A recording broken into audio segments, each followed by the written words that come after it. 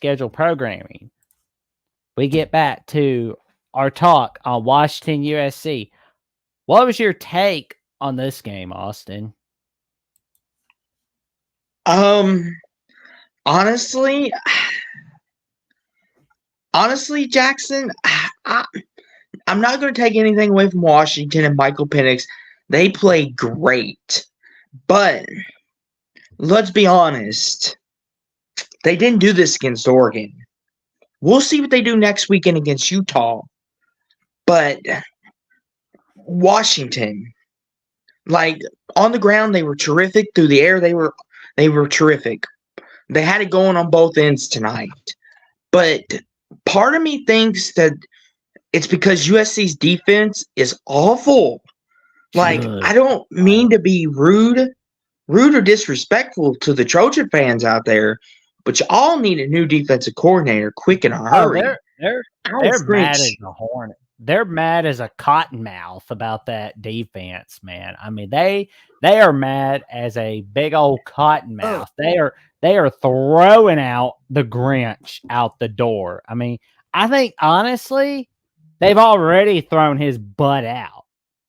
They just haven't made it official yet. I mean, you can't be allowing 572 total yards in a single game. You can't do that. That's bad. I mean, and the worst part about it is, Jackson, is people want to blame, the USC offense. Like, oh, USC's offense didn't play good enough. You look at the statistics, Caleb Williams is doing everything in his humanly power to put this team on his back with his offense and to get them over the edge. But their defense can't stop nobody. Like we said it last week, Jackson. 49 points to Cal? What is wrong with you, USC? Like, I hope for the sake of our Trojan guys over the Voice of College Football and the Voice of College Football USC channel, go check them out. Great stuff. But Tim, Tony, and Rick, I hope y'all get rid of Alex French for your sake, because this is getting to be too much. Well, if he is still got it. Go ahead, Jackson. That's not all. The editor of Trojan's Wire, Matt Zemek, has suggested for the strength and conditioning coach to go as well, because there's not a whole lot of strength, and there's just not a lot of strength at USC at the moment, from what it seems. I mean, here's the thing, Jackson. I want to quote our good buddy Jeffrey from When We Talk Sports.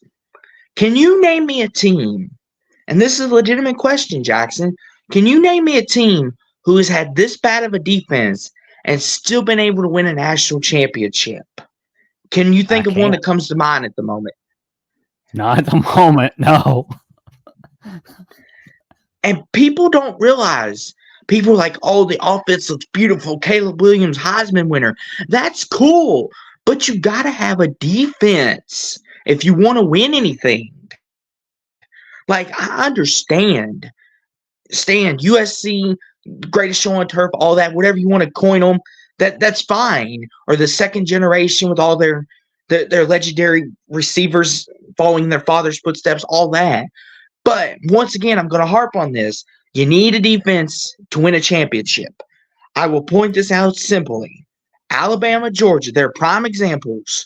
Especially Alabama had one of the best offenses maybe in college football history in 2020. But their defense was good enough to ensure that they could hold teams to under 30, under 20 points most of the time. Same with Georgia.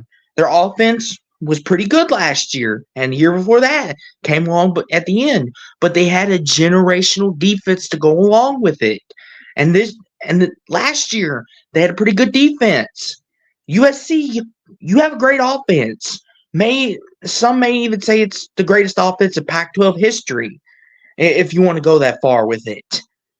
But you need a defense, USC, for crying out loud. One last time, USC, you need a defense. Point blank. But enough about my USC and their defense. let's talk about Washington, Jackson, because we can't overshadow what they did. Oh my 52 God. points. And the rushing stats, whoo, Washington, you could stop now if you like. But be careful, 316. Washington. Oh, go ahead, Jackson. 316 rushing yards. I mean, that's big. Mm-hmm. And 4 rushing touchdowns. Whoo. Washington's offense is looking good. Now, my question to you, Jackson, is we know USC's defense is terrible, but should we start being concerned about Washington's defense after tonight? I think we should because, I mean, you can't be having that kind of a game in the near future. And I will say, let's look at the rest of the schedule real quick. I mean, I know Washington State looks a little bit easier, but they're not going to be afraid to play spoiler. But before that, they got to go to Corvallis, Oregon to go play Oregon State. That's going to be a tough cookie. And then there's Utah. I mean, nobody talks about Utah. They're dangerous when nobody talks about them. So Washington for that Utah defense. I mean, I know Utah's offense isn't exactly the Kansas City Chiefs. I know that, but still, though, it's that defense. It'll bite you like a chicken nugget. Yeah. And here's the interesting thing, Jackson, which we'll talk about this game next week on our show, but I want to see how Washington does with Utah because, in all seriousness, this is probably going to be the best defense they faced all year. Because no disrespect to Oregon, but Utah's defense don't give up very many points. They don't allow many things to happen. As Oregon, they have shown they have some weaknesses in their secondary, but their D line is pretty good. But I just think Utah will probably be the best defense they're gonna face. And if Washington could score 30, 40 on the Utah defense, then we may be talking that Washington's offense may be better than USC's. Maybe. I don't want to take it that far yet because USC's offense is pretty daggone good. But I'll be interested to see that game. Yeah, I mean, one other game I'm definitely looking forward to next Saturday is USC Oregon. I mean, I know USC looks like they're out of conference play, but they're not. They still got to say all they got to do is beat Oregon, and then bam, they're still in it. They got that little head-to-head win over Oregon, but we're gonna have quite a commotion for second place. Yeah. And last point real quick, Jackson, on Washington. I said this in my preview, and I'll continue to say this. Washington is flying a little too close to the sun, in my opinion, because barely beating Stanford, barely beating Arizona State, giving up as many points as they did to USC. They're just lucky USC doesn't have a defense.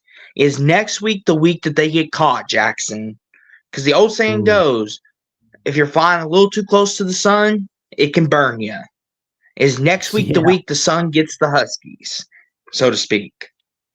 That's a good question. I mean, we don't know. I mean, it's not what we know, it's what we don't know. Utah, Oregon State's going to be one of them. But things with college basketball, college football, and NBA, keep it tight here at Sports Talk with Austin. Please make sure you like, subscribe, comment, share this video out all over social media, and I will see you next time. Keep it entertained, everybody. Go Cards.